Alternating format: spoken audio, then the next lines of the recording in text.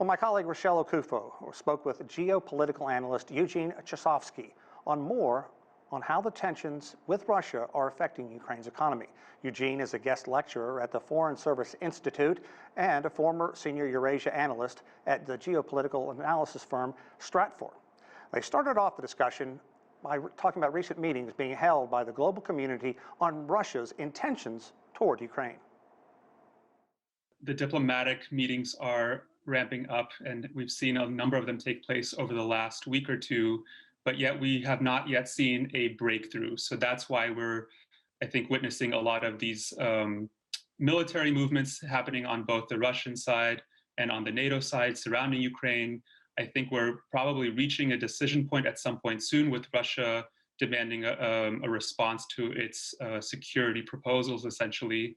So yeah, a lot of diplomacy, but a lot of things happening outside of the diplomatic sphere as well. And obviously the people of Ukraine sort of stuck in the middle of all this.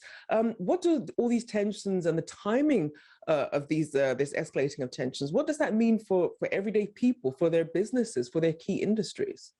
Well, unfortunately, the people of Ukraine are used to things like this. I mean, this is obviously a very tense moment, but we've seen some version of these military buildups and threats happening for more than 7 years now, ever since the 2014 Euromaidan revolution. So people have learned to live with it to a certain degree, but of course there's a lot of concern. We've seen, stronger military responsiveness happening on the security side for the Ukrainians, and then all of the things that we're seeing from Western diplomats closing down or leaving. But for many Ukrainians, they simply don't have that option. So they're staying resolute, but certainly preparing for the worst. And so then in terms of the key industries that Ukraine is known for and some of the key sectors, what do you think is most important that you'd like our viewers to really understand about the makeup of the economy of Ukraine?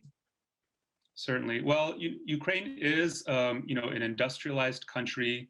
It has a large energy industry as well, which this is a very key component because it serves as a transit state traditionally from Russia to Europe, and one of the strongest transit states. But that has been obviously threatened by all of these, potential rumblings of conflict. The Ukrainian economy has suffered heavily during different periods of political unrest, whether that was back in 2014. Last year was certainly a difficult year, like with the rest of the global economy because of COVID. But actually, the Ukrainian economy had seen a lot of economic growth in recent years, not including what we saw last year. It has a very sort of dynamic tech sector and IT sector because it's a very educated country. So there's a mixture going on. It has a lot of vulnerabilities, but it also has a lot of strengths as well. And as you speak of strengths, obviously we see Ukraine taking on things like crypto, as you mentioned, things like innovation. How would you say that Ukraine's economy has fared, though, since the start of the pandemic to where it is now, being that the world has been on this roller coaster? Right. Well, I think this past year there was some significant economic growth, albeit not as strong as many had hoped for. The government had forecasted 4 to 5% GDP growth. I think it's going to be closer to 3% for 2021. Now, moving forward, this is the big question, because what happens on the military front and in terms of all of these talks between Russia and the West will have obviously a very dramatic impact on the Ukrainian economy, even if tensions don't boil over into full-scale war, which I still don't think is the most likely outcome. All of these threats certainly damage the markets and the reputation for Ukraine as a place to do business. And speaking of that, then, how would you characterize Ukraine's trade and economic relationships with countries in the region and beyond? Well, certainly since Ukraine has adopted a pro-Western foreign policy, it's received a lot of assistance and investment from the EU and to a lesser degree to the US. So it has positioned itself essentially as a very dynamic economy. It's integrating in the energy sphere with countries like Poland and some of the Central Eastern European countries, because even though Ukraine cut off its imports of direct Russian natural gas, it's positioned itself as sort of a reverse flow mechanism that it can receive from other countries. So there's a lot, like I said, going in its favor, but those vulnerabilities do remain.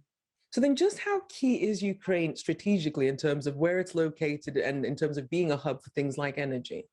I would argue it's very strategic. It's got a very large population, and the population is relatively well educated.